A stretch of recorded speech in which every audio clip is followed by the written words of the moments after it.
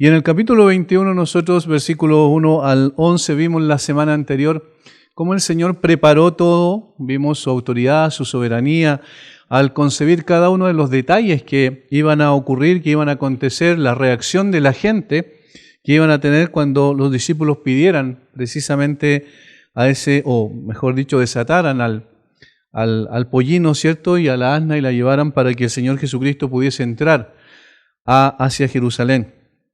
Vimos también la reacción de la multitud, versículos 8 en adelante, y la multitud que era muy numerosa tendía sus mantos en el camino y otros cortaban ramas de los árboles, y las tendían en el camino. Y la gente que iba adelante y la gente que iba detrás aclamaba diciendo: Hosana, el Hijo de David, bendito el que viene en el nombre del Señor. Hosana en las alturas. Nosotros dijimos que la multitud tenía algunos conceptos claros de que el Señor Jesucristo era más que un profeta, era una persona particularmente especial, lo reconocían en un sentido externo como el Mesías, pero no tenían una comprensión de lo que eso significaba en la práctica, porque ellos siempre esperaban un Mesías político y no precisamente, o militar, y no un Mesías que venía a liberarlos de una condición mucho más terrible que era la esclavitud, o mejor dicho, estar bajo el yugo romano, que era la condición de esclavitud del pecado. Y eso manifestaba también una característica típica de los religiosos, vimos la semana anterior, que tienen quizás algunos conceptos correctos de la persona del Señor Jesucristo, pero no entienden genuinamente quién es Él y cuál es la razón principal por la que vino a esta tierra. No a producir una revolución política y militar, sino a producir un cambio sustancial del corazón de las personas, a sacarles de la condición de pecado, bajo la esclavitud del pecado en la que se encuentran. Ese era el propósito central del plan de Dios. Y en los versículos 12 al 17 vamos a encontrarnos con otra escena, otro incidente que ocurrió el día siguiente al anterior. El del versículo 1 al 11 se desarrolló el domingo antes de la Pascua y el del 12 al 17 el día lunes. Dice: y entró Jesús en el templo de Dios y echó fuera a todos los que vendían y compraban en el templo, y volcó las mesas de los cambistas y las sillas de los que vendían palomas, y les dijo: escrito está, mi casa, casa de oración será llamada, mas vosotros la habéis hecho cueva de ladrones. Y vinieron a él en el templo ciegos y cojos, y los sanó. Pero los principales sacerdotes y los escribas, viendo las maravillas que hacía, y a los muchachos aclamando en el templo y diciendo: Hosana al Hijo de David, se indignaron. Y le dijeron: ¿oyen lo que estos dicen? Y Jesús les dijo: sí. ¿Nunca habéis leído de la boca de los niños y de los que maman perfeccionaste la alabanza? Y dejándolos salió fuera de la ciudad a Betania y posó allí.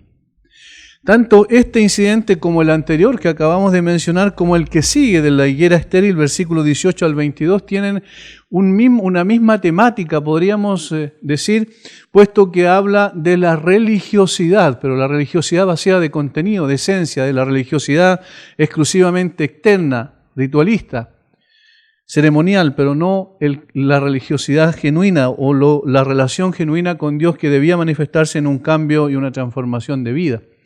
Los judíos no eran paganos empedernidos, no eran personas que estaban lejos de Dios, que no creían en Dios, sino que eran personas que sí creían en el Dios verdadero, que eran orgullosos de su religión, inclusive de ser el pueblo escogido por Dios, un pueblo especial entre todos los pueblos de la tierra, como ellos leían, por ejemplo, en Deuteronomio, capítulo 7, un pueblo santo que Dios había escogido, o para santificarlo en realidad.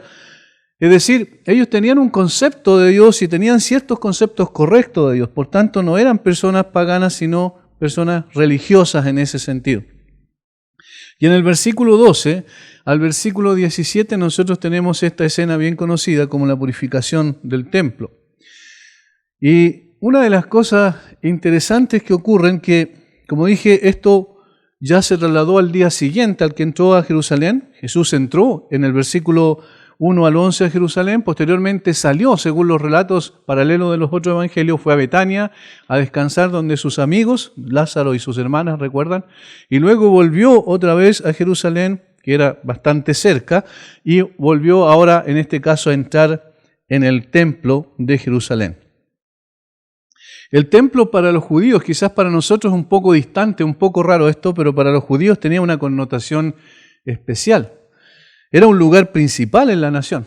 Desde una perspectiva social, civil y religiosa, el centro era el eje bajo el cual, o alrededor del cual, giraban todas las actividades de todo lo que era la religión de Israel, lo que era también la sociedad israelita, giraba en torno al templo. Por sobre todas las cosas era el lugar de encuentro con el Dios de Israel. En la celebración de las fiestas judías más importantes se congregaban gran cantidad de personas en el recinto del templo. El escritor judío del primer siglo, por ejemplo, Flavio Josefo, él dice algo interesante. Dice que en una ocasión se vendieron alrededor de 250.000 corderos para la fiesta de la Pascua. 250.000 corderos. Más o menos, si sacamos la cuenta que se sacrificaba uno cada 10 personas aproximadamente, estamos hablando de que a esa fiesta llegaron alrededor de 2,5 millones de personas.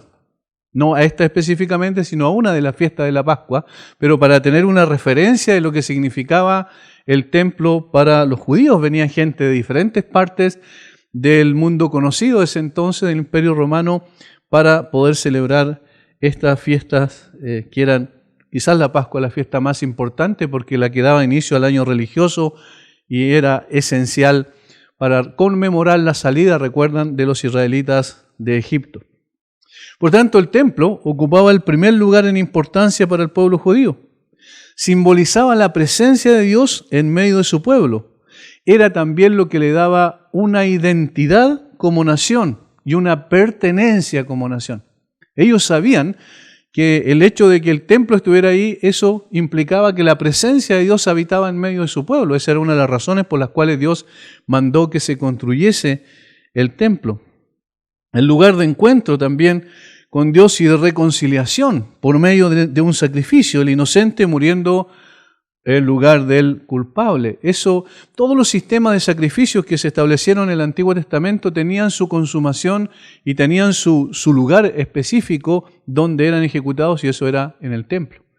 Primero fue un tabernáculo en el desierto, recuerdan, durante 40 años, pero luego se transformó en un lugar fijo, en Silo, en un lugar especial de Israel, cuando entraron a tomar la tierra prometida, pero luego cuando Salomón finalmente después tomó todos los elementos que dejó David preparados para la construcción del templo, fue el que construyó el templo, uno de los templos más gloriosos desde el punto de vista incluso físico, arquitectónico del mundo antiguo, del Oriente.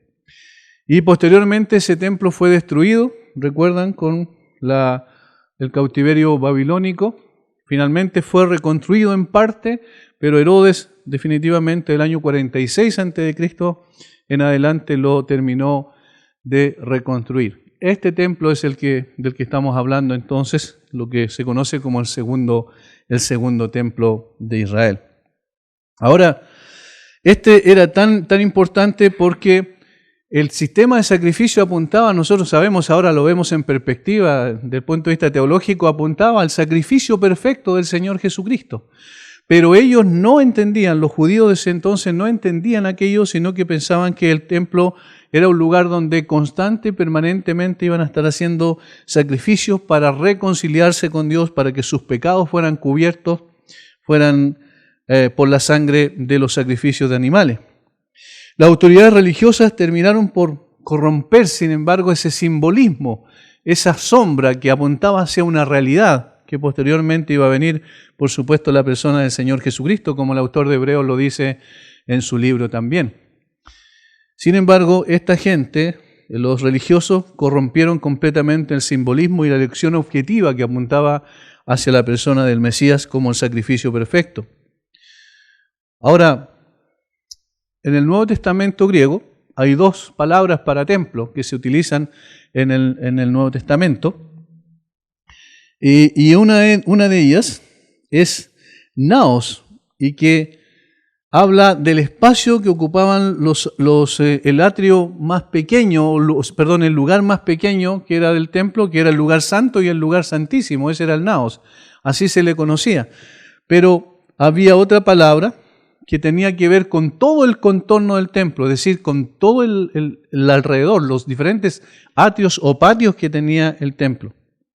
Y estos patios o atrios, que como le llama la Escritura, son significativos para lo que ocurre en esta escena en particular, porque estos eran al menos 4 que iban en ascenso, es decir, iban subiendo. El más externo era el atrio de los gentiles, en el que podía entrar cualquiera, pero más allá del cual no podían pasar los gentiles bajo pena de muerte. De hecho, en la puerta, cuando se entraba al atrio de los gentiles, posteriormente había otra puerta que dividía el atrio de los gentiles del atrio de las mujeres y decía que estaba prohibido. Si alguien pasaba ahí, pasaba bajo su propia responsabilidad porque iba a morir por causa de haber pasado el límite que tenían los gentiles. Los gentiles, obviamente, sabemos, son los no judíos. El segundo atrio, el más interior, un poquito más interior, era el atrio de las mujeres, al que se entraba por la puerta hermosa del templo. Recuerden la puerta hermosa del incidente del ciego, del cojo de nacimiento de Hechos capítulo 3. Por esa puerta, la puerta hermosa, allí se entraba al atrio de las mujeres, en que podían entrar obviamente todas las mujeres israelitas, ninguna persona gentil. Posteriormente, el tercer atrio más adentro del templo era el de los israelitas, al que se entraba por la llamada puerta de Nicanor, una gran puerta de bronce que para abrir y cerrar la puerta se necesitaban 20 hombres. Es decir, era una tremenda armatoste muy alto, muy grande, muy pesado, de tal manera que se necesitaban 20 hombres para poder moverlo. Era un atrio donde se reunían los varones para los cultos del templo. ¿Ya? Y estamos yendo hacia adentro, de fuera hacia adentro. Los gentiles, el más exterior, el de las mujeres, un poco más interno, y finalmente, o más adentro, el de los israelitas o de los varones israelitas en particular. Y el cuarto atrio que había, yendo hacia el lugar santo y el lugar santísimo, era el atrio de los sacerdotes, al que solo los sacerdotes podían entrar.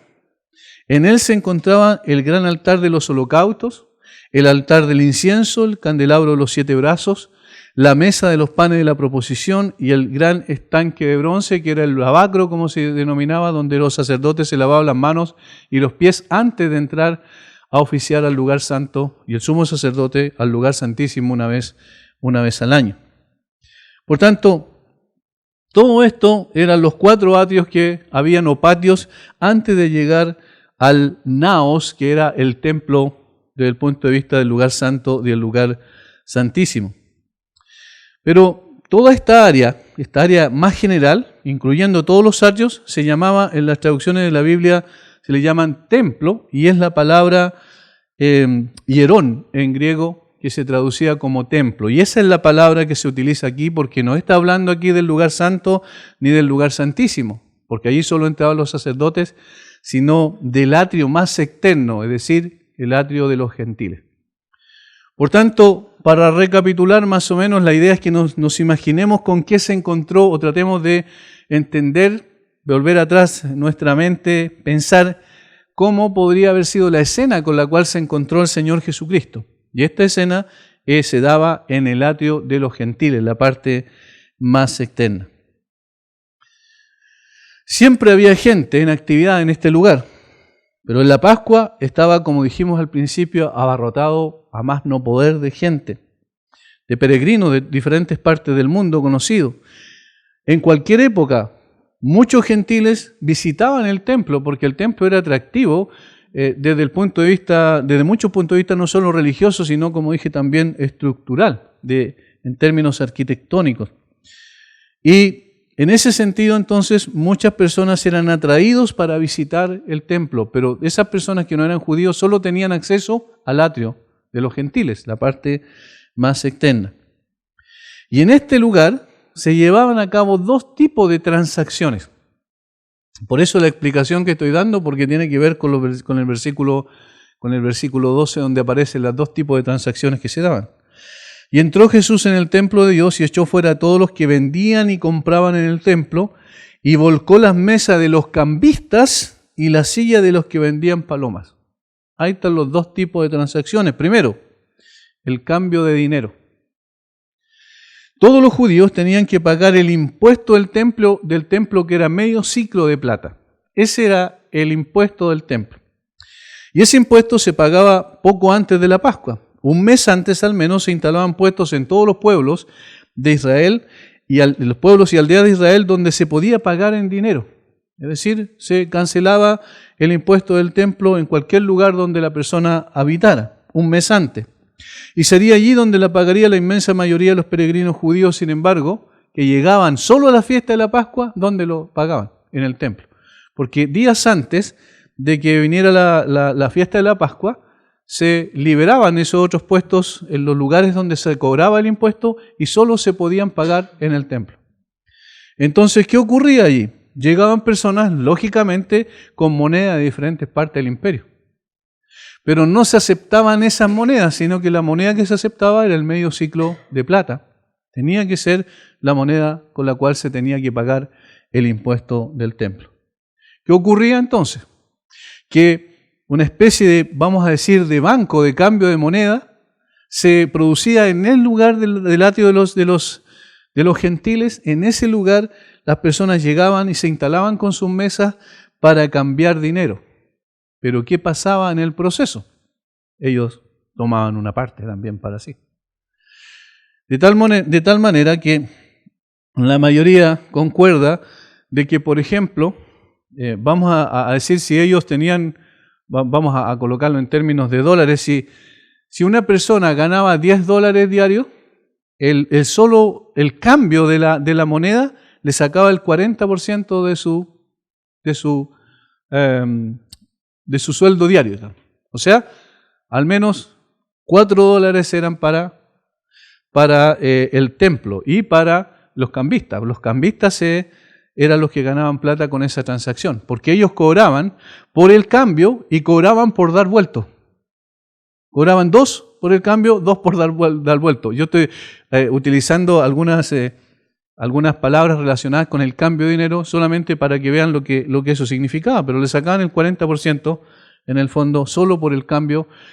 Y esto era con lo que se encontró el Señor Jesucristo, de tal manera que esto ya no era una casualidad, no era una circunstancia, sino que era algo que siempre se producía, pero ¿dónde? En el lugar que había sido construido no precisamente para ese tipo de negocio. Por eso, entonces, podemos ir entendiendo un poquito la ira del Señor Jesucristo al ver lo que estaba pasando en ese lugar. Ese era lo que ocurría. Ahora, esto se prestaba, por supuesto, para abuso, como recién acabamos de decir, y eso, cada fiesta judía se producía, en consecuencia, el abuso ya era generalizado, era como una especie de monopolio, donde la gente llegaba ahí, quería pagar el impuesto como cada varón judío tenía que hacerlo, entonces necesitaba el cambio y en consecuencia perdían en el proceso una buena cantidad de su dinero. Lo segundo que ocurría, según ahí mismo versículo 12 dice, y la silla de los que vendían palomas. Era la venta de palomas o la venta en general de sacrificios, de animales para el sacrificio. Allí aparecen las palomas eran el sacrificio más barato que había. Pero estaban también los corderos y los otros animales que se vendían en ese lugar. Por ejemplo, las palomas se usaban o se necesitaban cuando una mujer venía a purificarse después de tener un hijo. ¿Recuerdan lo que pasó con María? O cuando un leproso venía que se le diera el certificado de curación, porque eso estaba contemplado en la ley. En Levítico capítulo 12, versículo 8, capítulo 14, versículo 22 aparece esto. Cuando era curado un leproso, tenía que ir y presentarse al sacerdote y mostrar que estaba curado, y entonces el sacerdote le daba un certificado que afirmaba que efectivamente había sido curado, pero él tenía que presentar una ofrenda y normalmente era de una paloma. Era fácil comprar animales para el sacrificio en otro lugar que no fuera el templo. De hecho, eran mucho más baratos. Por ejemplo, si las palomas valían 800 pesos, o 8 pesos, vamos a decir, para que no nos perdamos tanto. Fuera del templo, en el templo valían 150. O sea, si alguien lo compraba por fuera, pagaba 8. Si lo compraba en el templo, pagaba 150. Y ahí es donde está, otra vez, estamos viendo el abuso que se producía de esa manera. Ahora, la pregunta es, ¿por qué no compraban animales afuera para el sacrificio si era mucho más barato que en el templo? Porque habían inspectores que inspeccionaban los animales para el sacrificio. Y la mayor parte de los que compraban afuera y traían los animales eran rechazados como animales aptos para el sacrificio. Entonces la gente, para evitarse todo eso, compraba los animales para el sacrificio adentro porque eso ya estaban inspeccionados. Entonces los compraban y los podían presentar como sacrificio en lugar de ellos o de su familia. ¿Ven cómo estaba todo arreglado, acomodado de tal manera que las personas eran explotadas de alguna manera, eran defraudadas en su dinero de esta forma? Ahora, es interesante que el lugar del atrio, una parte del atrio, se llamaba precisamente los bazares de Anás. ¿Y quién era Anás? El sumo sacerdote. O sea, era un negocio de los sacerdotes. Los puestos que habían ahí eran de los sacerdotes, de tal forma que ellos hacían mucho negocio, ganaban mucho dinero, defraudaban a mucha gente de esa manera. Imagínense los sacerdotes, los que tenían que presentar los sacrificios, los sacerdotes los que tenían que oficiar en el nombre del Señor adentro, que eran en un sentido intercesores entre el pueblo y Dios. Ya vemos cómo la religión había sido completamente corrompida y por eso entendemos entonces la actitud del Señor Jesucristo. Alguien de apellido Burkitt decía que el templo se había convertido en el lugar de reunión de la gente de peor clase, de la peor clase. Es decir, George Adam Smith, otra persona, escribía: en aquellos días cada sacerdote tiene que haber sido un comerciante. Por todas partes acechaban a la gente y le quitaban su dinero en el nombre del Dios de Israel. Este tipo de cosas muestra lo que estaba ocurriendo. Entonces, cuando el Señor Jesucristo entra a ese lugar y ve lo que estaba pasando, evidentemente había indignación en su corazón, la ira santa, por supuesto, al ver que ese lugar que tenía otro propósito, otra finalidad, había sido prácticamente destruido de su propósito principal y transformado en un lugar para que la gente ganara dinero. Y entró Jesús en el templo de Dios y echó fuera a todos los que vendían y compraban en el templo y volcó las mesas de los cambistas y las sillas de los que vendían palomas. Es decir, no fue a decir por favor saquen esto de aquí, sino que el Señor Jesucristo entró y derribó todo lo que tenía. Imagínense el tumulto que tiene que haberse producido y los echó literalmente de ese lugar. Este es el panorama que enfrentó el Señor Jesucristo. Ahora, esto no difiere mucho de lo que pasa en el día de hoy. Quizás uno piensa, eso era una exageración, casi un extremo, pero en el día de hoy pasa algo similar. En las fiestas populares, las fiestas religiosas populares de nuestro país y del occidente en general, sabemos qué es lo que ocurre. Ocurre precisamente eso también. Hay venta, una gran cantidad de ventas de artículos relacionados con el sistema religioso para quitarle el dinero a la gente. La gente piensa que comprando esas cosas va a poder tener su conciencia tranquila, ¿cierto?, sin mayores dificultades. Por eso es importante también entender que no solo se trata de la religión oficial del occidente, la más grande, sino también incluso del mundo evangélico, donde en el día de hoy se hace mercadería usando el Evangelio, usando el nombre de Cristo para quitarle el dinero a la gente.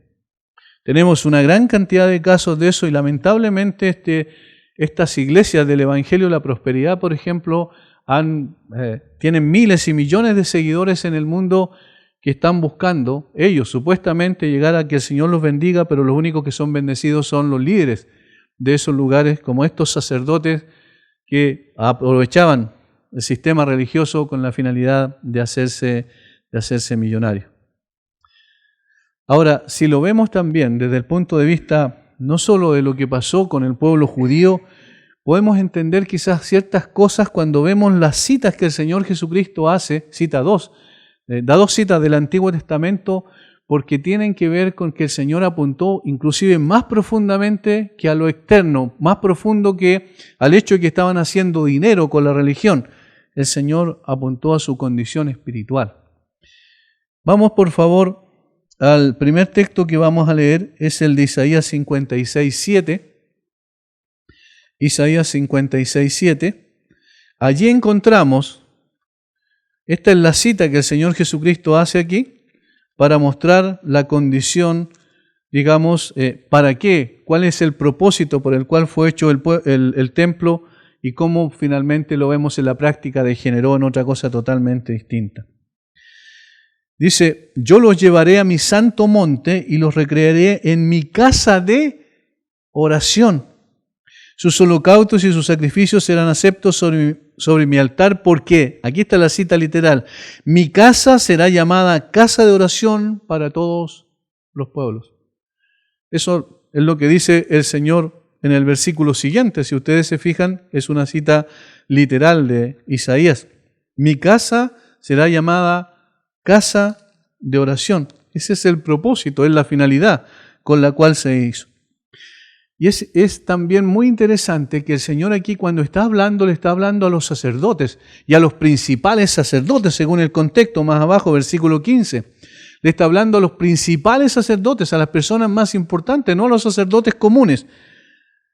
Y le está diciendo, escrito está. Ustedes desconocen lo que debieran conocer de memoria. Ustedes desconocen todo lo que dice el Antiguo Testamento en relación a esto. Ustedes están desconociendo el propósito, la finalidad para la cual fue establecido el templo. No fue para ganar dinero, no fue para hacer transacciones, sino fue para transformarse en un lugar de oración, de encuentro entre las personas que genuinamente buscaban al Dios vivo y verdadero, al Dios de Israel. Esa fue el principal objetivo del templo, Dios habitando en medio de su pueblo viniendo al Señor y reconciliándose con Él por medio de un sacrificio sustitutorio que era, sabemos bien, apuntado al sacrificio de Cristo. Esa era la finalidad del templo, el objetivo, no lo que ellos estaban o para lo cual ellos lo estaban usando. Mas vosotros la habéis hecho cueva de ladrones. Y aquí está la segunda cita, que es de Jeremías capítulo 7, versículo 11, pero leemos el contexto del versículo 1 en adelante. Siempre cuando leí este texto yo quedé impactado por varias cosas. Lo vamos a ver aquí. Y noten cómo aquí describe la condición espiritual del pueblo. La misma condición que describe Jeremías es la que está describiendo el Señor Jesucristo después de muchos años. Jeremías, estamos hablando de 500 años antes de Cristo, más de 500 años antes de Cristo, y el Señor Jesucristo ve exactamente lo mismo en el templo. Capítulo 7 de Jeremías, versículo 1 en adelante. Palabra de Jehová que vino a Jeremías diciendo, ponte a la puerta de la casa de Jehová y proclama allí esta palabra. Y di, oíd palabra de Jehová, todo Judá, los que entráis por estas puertas para adorar a Jehová. No sé si están notando inmediatamente una cosa singular. No le dijo, ve a un lugar lejano, ve donde los paganos, o ve a un lugar ni cerca del templo. No, se ganó a la puerta, le dijo, ve a la puerta del templo, de la casa de Jehová, y allí proclama. Es decir, el problema no estaba en que la gente no cumplía externamente con sus rituales, sino en que su corazón no estaba ni cerca de lo que estaban haciendo. Se había transformado en un ritualismo vacío de contenido, sin esencia, sin realidad.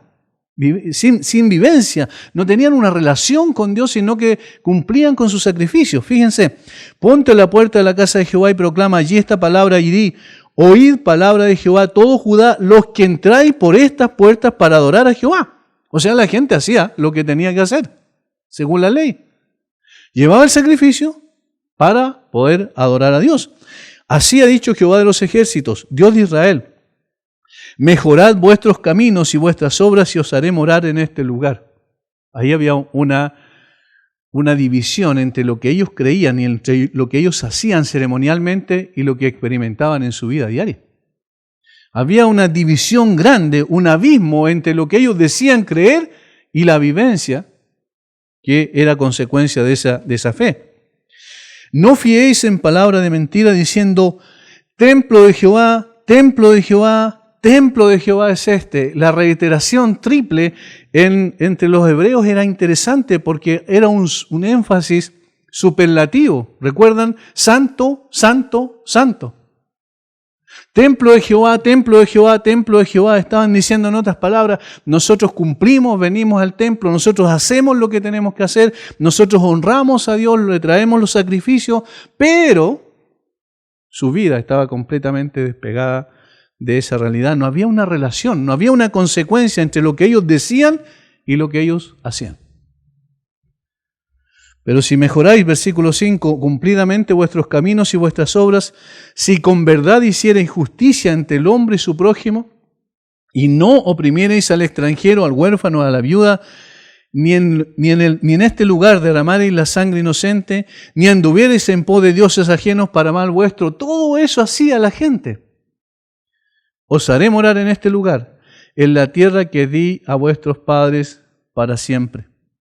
Y aquí vosotros confiáis en palabras de mentira que no aprovechan, hurtando, matando, adulterando, jurando en falso, incensando a Baal y andando tras dioses extraños que no conocisteis. ¿A quiénes le está diciendo eso? A los mismos que entraban al templo de Dios. Eso es lo singular. Vendréis y os pondréis delante de mí en esta casa sobre la cual es invocado mi nombre y diréis, librados somos para seguir haciendo todas estas abominaciones. Y aquí está la cita literal. ¿Es cueva de ladrones delante de vuestros ojos esta casa sobre la cual es invocado mi nombre? Y aquí que también yo lo veo, dice Jehová. ¿Qué es lo que era la cueva de ladrones? Alrededor de Jerusalén había muchas cuevas y normalmente los ladrones usaban esos lugares cuando cometían alguna fechoría, se escondían en esos lugares porque eran cuevas bastante profundas. Recuerden que incluso David se escondió con su gente cuando escapaba de Saúl en cuevas. Y entonces se les conocían como cuevas de ladrones. Pero aquí está refiriéndose el mismo Dios, porque Dios es el que habla a través de Jeremías, está refiriéndose al pueblo judío, que decían creer en Dios, pero hacían todo lo contrario, que cumplían externamente con todo lo que tenía que ver con el sistema de sacrificios, que iban a la casa de Dios, ¿cierto?, al templo de Jerusalén. Sin embargo, no tenían ninguna intención en su corazón de poder adorar al Dios vivo y verdadero. ¿Qué es lo que interpreta el Señor Jesucristo? Esto que dijo Jeremías está ocurriendo ahora, cuando Él entra, cuando está a unos días de ser crucificado, de ir a la cruz, ¿cierto?, y morir en lugar de los pecadores. El Señor Jesucristo no puede soportar este tipo de actitud. Está dejando en evidencia el corazón real de las personas religiosas. Y en el fondo aquí está la aplicación para nosotros en el día de hoy. ¿Cuál es la motivación con la cual hacemos lo que hacemos? ¿Cuál es la cercanía o la realidad que hay entre lo que nosotros decimos creer y la forma en cómo vivimos? ¿Tiene relación nuestra adoración a Dios con la práctica, con la vivencia? ¿O estamos viviendo exactamente igual como la gente sin Cristo? ¿Estamos viviendo quizás con una moralidad mejor, pero no estamos viviendo con una espiritualidad correcta? ¿Estamos viviendo piadosamente en Cristo Jesús o estamos viviendo con una piedad falsa? Recuerden que es posible tener una piedad falsa. Eso le dice el apóstol Pablo cuando habla del carácter de los hombres en los postreros tiempos en 2 de Timoteo 3. El apóstol Pablo le dice cuál va a ser la situación. Dice que algunos tendrán apariencia de piedad, pero negarán la eficacia de ella. ¿Por qué habla de la eficacia? Habla del hecho de que la piedad verdadera debe producir frutos, es eficaz. No se trata de una piedad solo externa, ritualista, donde cumplimos cosas hacia afuera, pero no vivimos esa realidad práctica todos los días de nuestra vida. Qué triste sería que también nosotros estuviésemos incluidos en este tipo de personas, porque en el fondo esto es solo una pantalla, pero no es una realidad. Y recuerden lo que va a pasar con aquellos que tienen apariencia de piedad. Mateo capítulo 7, versículos 21 al 23. ¿Qué le dice allí el Señor a las personas? No todo el que me dice Señor, Señor, entrará en el reino de los cielos, sino el que hace la voluntad de mi Padre que está en los cielos. No todo el que me dice Señor, Señor. Pero Señor, nosotros hicimos muchas cosas en tu nombre echamos fuera demonios, en tu nombre hicimos muchos milagros, en tu nombre profetizamos.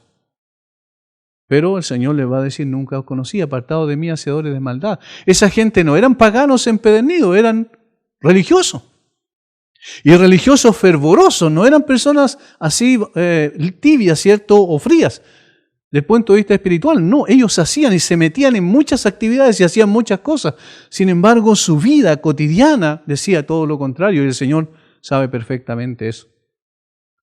Entonces, cuando el Señor entra al templo y da vuelta a las mesas de los cambistas y de los que vendían los sacrificios haciendo mercadería con el nombre del Dios verdadero, el Señor le está diciendo, mi casa, casa de oración será llamada. Esa es la finalidad, es el propósito, según lo que el mismo profeta Isaías dijo, pero ustedes la han transformado en una cueva de ladrones. Porque en el fondo, ustedes hacen externamente todo lo que deben hacer, sin embargo, internamente están lejos de la verdad. Hermanos, eso es lo más complejo, eso es lo más triste, porque posteriormente va a hablar de la maldición de la higuera estéril, y cuando uno empieza a examinar a qué se refiere con la higuera, se da cuenta que otra vez el Señor está diciendo algo muy similar.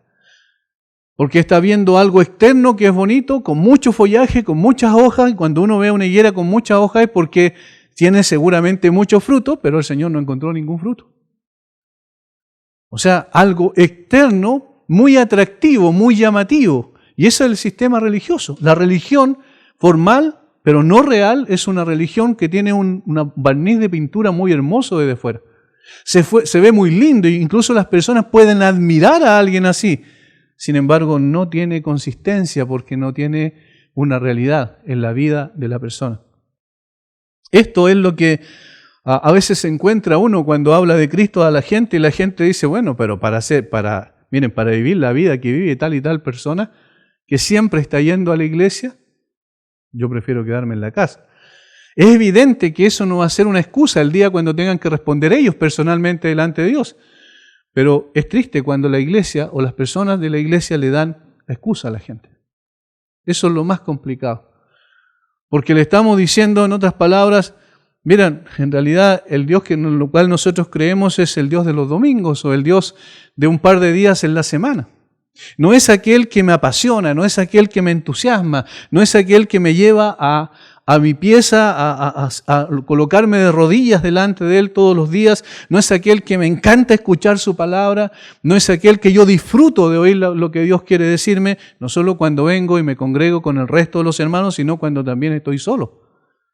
Cuando quiero comunicarme con Él, cuando yo sé que eso lo tengo que hacer, no por un deber, sino porque es algo que yo requiero de mi corazón, necesito estar con Él. Entonces, cuando yo vengo después y adoro, es simplemente la expresión de lo que ha pasado durante toda la semana. No es algo que viene, ¿cierto?, como una gota de agua que cae y luego espera la otra semana y así sucesivamente. Ese es el gran problema de la iglesia, la tibieza espiritual. Recuerden lo que pasó con la iglesia, o va a pasar con la iglesia de la Odisea, que representa en definitiva a la última iglesia antes que el Señor Jesucristo venga por ella. Porque no eres tibio, no eres frío ni caliente, te vomitaré de mi boca, eres tibio. No muy adentro ni muy afuera. Quizás participando de ciertas actividades, pero sin una realidad interna del corazón. El Señor dijo en otra ocasión, este pueblo de labios me honra, mas su corazón está lejos de mí. Y hermano, ¿quién sabe eso? ¿Quién sabe exactamente que eso es así? El Señor. Y es triste porque, como alguien dijo en una ocasión, mira, alguien dice, no, bueno, solo Dios puede juzgarme, así que no me importa lo que digas tú. Bueno, hay que tener mucho cuidado porque si Dios me juzga, es mucho más complejo que me juzgue un hombre. Porque Él conoce perfectamente lo que está en mi corazón. Y el juicio de Dios es justo. De tal manera que hemos de revisar constantemente la razón por la cual hacemos lo que hacemos. ¿Por qué buscamos al Señor? ¿Por qué venimos y nos congregamos? ¿Cuál es la motivación? Es genuinamente honrar y servir a aquel que murió y resucitó por mí como dice el apóstol Pablo en 2 Corintios 5:15, que Él por todo murió para que los que viven ya no vivan para sí, sino para aquel que murió y resucitó por ellos. Pero no un par de días en la semana o algunas horas en la semana, sino todo el tiempo. Debe haber una realidad entre lo que profesamos y entre lo que vivimos. Esto es lo que estaba ocurriendo. 1 Timoteo capítulo 6, versículos 3 al 5. Otra vez, noten que no es algo extraño. El apóstol Pablo le escribe a Timoteo para poder decirle, Timoteo era pastor de Éfeso en ese momento, para decir, cuidado Timoteo, mira, ten cuidado de estas cosas en particular. 1 Timoteo capítulo 6, versículo 3 al 5. Si alguno enseña otra cosa y no se conforma a las sanas palabras de nuestro Señor Jesucristo y a la doctrina que es conforme a la piedad, miren, doctrina, piedad, parece que son dos cosas distintas, pero es una sola cosa en la práctica. ¿Por qué? Porque yo conozco al Señor a través de la doctrina, pero esa doctrina es una vivencia, esa es la piedad, es una realidad vivencial.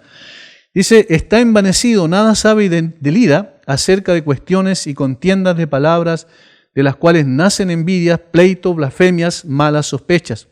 Disputas necias de hombres corruptos de entendimiento y privados de la verdad, que toman la piedad como fuente de ganancia. Eso es lo que estaba pasando con estos sacerdotes. Apártate de los tales. Pero gran ganancia es la piedad acompañada de contentamiento. Pablo habla de dos tipos de piedad. ¿Lo notaron? Una piedad fingida que tiene el propósito de poder obtener ganancia y una piedad real, genuina, que está relacionada con la doctrina. Yo conozco a Dios por medio de la enseñanza y yo vivo a ese Dios todos los días de mi vida. Esa realidad práctica es de la que no tenemos que apartarnos. Por tanto, el Señor sacó el diagnóstico perfecto. Uno tenía que ver con lo práctico, con lo evidente, que era que esta gente había transformado un lugar que era el encuentro con Dios, el lugar de encuentro con Dios, de reconciliación, de oración, lo había transformado en un comercio para poder quitarle, ¿cierto?, a la gente los recursos. Y por otro lado también le estaban mostrando que el problema básico de ellos es que cumplían externamente con todo lo que se les exigía según la ley, pero no internamente. Su corazón estaba lejos de aquello que ellos hacían en términos evidentes, ceremoniales. Imagínense 2,5 millones de personas yendo a este tipo de fiesta. La gente estaba fervorosa por hacer esto, fervorosa por participar de esa fiesta, pero no tenía ninguna comprensión de la razón por la cual esas fiestas se hacían. Ellos decían, sí, nosotros celebramos y conmemoramos que Dios nos haya sacado de la esclavitud en Egipto para darnos la tierra prometida, pero no entendían que esa era simplemente una sombra de la realidad, de la verdadera Pascua, Cristo por nosotros.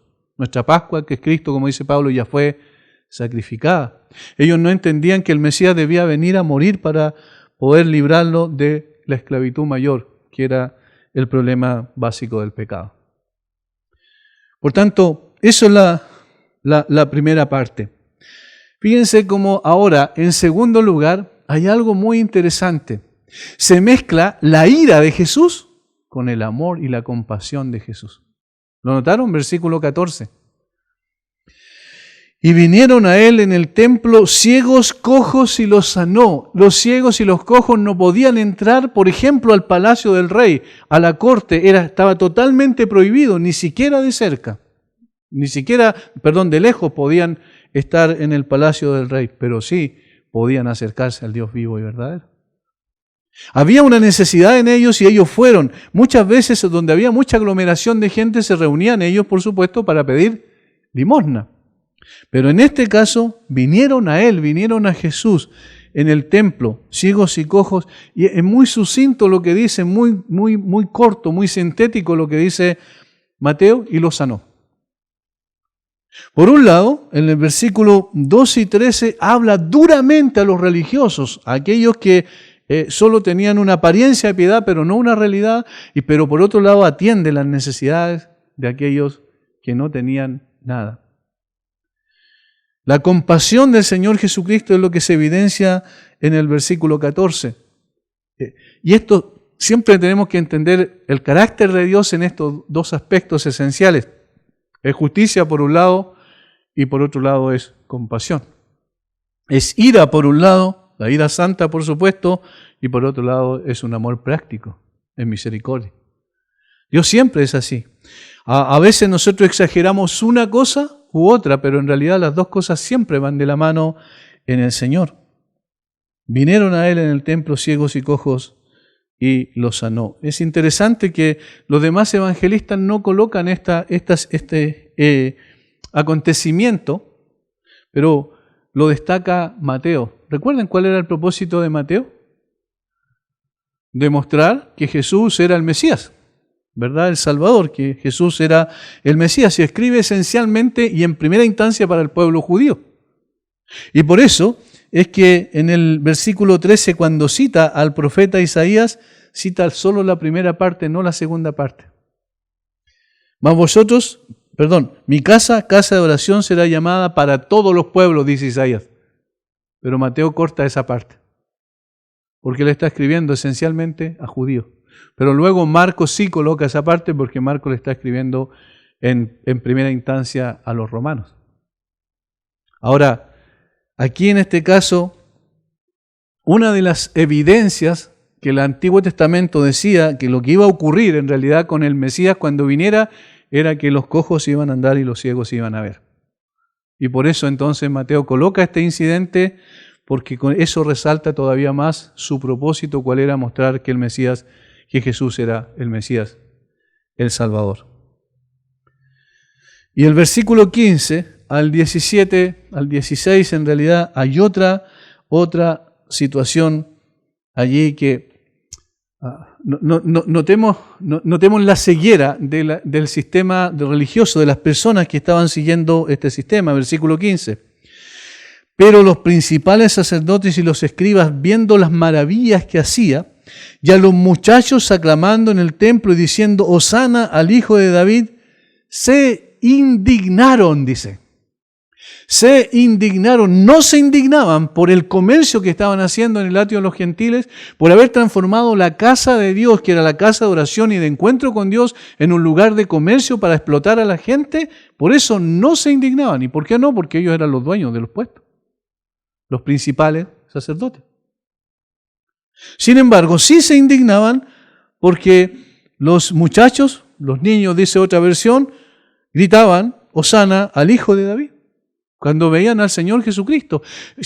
Algunos dicen que probablemente por imitación, porque ellos habían escuchado. Recuerdan el día anterior cuando entró a Jerusalén, seguramente los niños y los jóvenes estaban ahí escuchando a los que aclamaban a Jesús.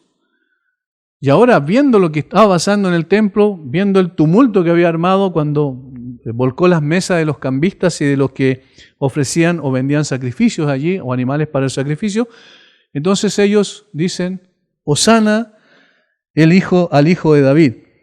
Y esta gente se indigna por eso. Esta gente, literalmente, el texto dice, se encendieron en ira. Esa es lo literal.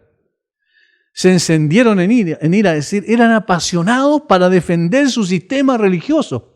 Y hermanos, esa es una de las cosas más tristes que uno ve cuando alguien se apasiona más para defender su sistema religioso más que lo que es el nombre de Dios y la palabra de Dios. Hay personas que están más preocupados por como dijo bien el Señor, ¿cierto? Por lo más pequeño, lo más insignificante, pero no se preocupan por lo que realmente importa. Siempre por lo externo, no por lo interno. Buscan más quizás las cosas, el cumplimiento de rituales externos más que la realidad de vidas transformadas. Y esta gente estaba indignada con el Señor Jesucristo. No podían creer, para ellos era una tremenda blasfemia que alguien gritara de esa manera o exclamara de esa manera, Hosana al Hijo de David. ¿Por qué? Porque ellos sabían cuál es la connotación que tenía esta frase.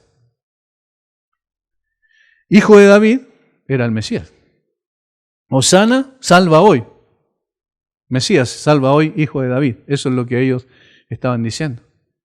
De tal manera que estaban reconociendo la necesidad de un Salvador.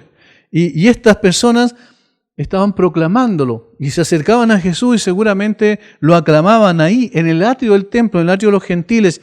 y se encendió la ira de esta gente. La pasión, porque supuestamente había una blasfemia de parte de ellos, y por eso van al Señor Jesucristo. No van a los muchachos para callarlo, no van a los niños a decirle nada, sino que van a Jesús. Y le dijeron, ¿oyes lo que estos dicen? ¿Tú estás escuchando y no dicen nada? Mira, están blasfemando y tú estás ahí como nada. Fíjense lo que había en el corazón de esas personas. Y esto no es nuevo. Cuando uno va a Juan capítulo 9, por ejemplo, ve una cosa similar. Cuando el Señor Jesucristo abrió los ojos del ciego de nacimiento, ¿recuerdan?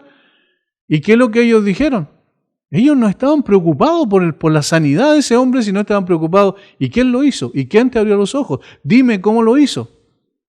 Con el propósito de perseguirlo porque era un día de un sábado, ¿cierto? Un sabbat, entonces estaba violando el sabbat. ¿Ven la preocupación del religioso? Se preocupa por cosas sin ninguna importancia. Y hermanos, a veces es triste ver eso también cuando en términos de las iglesias evangélicas o de los creyentes que asisten a iglesias evangélicas, cuando se preocupan más por cosas intrascendentes y no por lo que realmente importa. Y confrontan al Señor Jesucristo. ¿Oyen lo que estos dicen? Y la respuesta de Jesús es tremenda. Y no le deja lugar a la réplica, después se va. Jesús les dijo, sí. En otras palabras, sí, escucho perfectamente. Ahora, esto no es nada extraño, le estaba diciendo Jesús en otras palabras, porque efectivamente ellos están diciendo lo que es una verdad. Él era el hijo de David, él era el Mesías. Pero se lo dice a través de una pregunta que tiene que haber causado mucho escozor en el corazón de estas personas. Sí, ¿nunca leísteis? ¿Nunca leísteis? Tú, ustedes que son los sabios. Fíjense lo que dice el versículo 15. Pero los principales sacerdotes y los escribas. ¿Y quién eran los escribas? Los intérpretes de la ley. ¿Nunca ustedes leyeron el Antiguo Testamento? ¿Ustedes nunca leyeron el Salmo 8? Porque eso es lo que cita el Señor Jesucristo, el Salmo 8:2. ¿Nunca leyeron ustedes? Miren lo que le está diciendo en otras palabras. Ustedes son ignorantes. Los supuestos maestros de Israel ignoran lo más importante. ¿Por qué? Y ahí les cita. De la boca de los niños y de los que maman, ¿perfeccionaste la alabanza? ¿Nunca escucharon eso? ¿Nunca leyeron? ¿Nunca estudiaron ese texto? ¿No se dan cuenta de que efectivamente los niños están alabándome porque en realidad yo soy el Mesías? En otras palabras, eso es lo que le está diciendo el Señor Jesucristo. ¿Dónde está la blasfemia entonces? En ninguna parte. Ellos están declarando efectivamente lo que yo soy. Ustedes son ciegos y no se dan cuenta de que realmente delante de ustedes está el Hijo de Dios, el Mesías. Y qué maravilloso tiene que haber sido eso, porque las personas comunes y corrientes, no los teólogos, ¿cierto?, informados de toda la profundidad de la teología, los que examinaban los textos minuciosamente, los que hacían comentarios del texto bíblico del Antiguo Testamento, ellos no reconocieron a Jesús. Pero los otros, personas simples, niños probablemente, sí, estaban proclamando a Jesús. Esto es lo que nos enseña en términos prácticos, es que no necesariamente las personas a veces más estudiosas, y es bueno estudiar, por supuesto que sí, pero hay que tener cuidado cuando ese estudio no lo usamos para otras cosas, no para conocer más al Señor, para amar más al Señor y para servir mejor al Señor. Porque ese es el propósito del estudio. No es llenarnos la cabeza de conocimientos teóricos, sino de una vivencia real con el Señor Jesucristo. Y dejándolos, salió fuera de la ciudad a Betania y posó allí.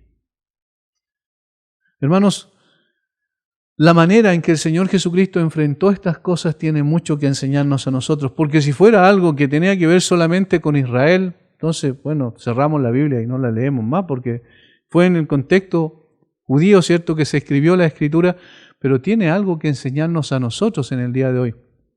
Y esto, lo que más en términos personales me hizo reflexionar es el hecho de cuán cuán cerca estoy yo del Señor genuinamente, no solo de labios, no solo externamente, no solo cumpliendo ciertas cosas.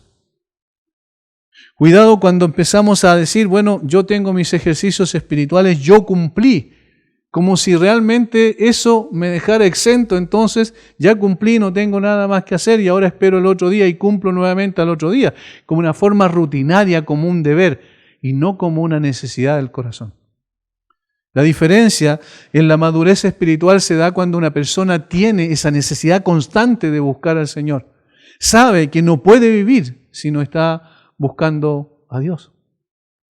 No, porque de lo contrario es fácil transformarse en un hipócrita, en alguien que dice y no hace, en alguien que quizás tiene las cosas claras en su cabeza intelectualmente, pero no tiene una realidad vivencial en su vida.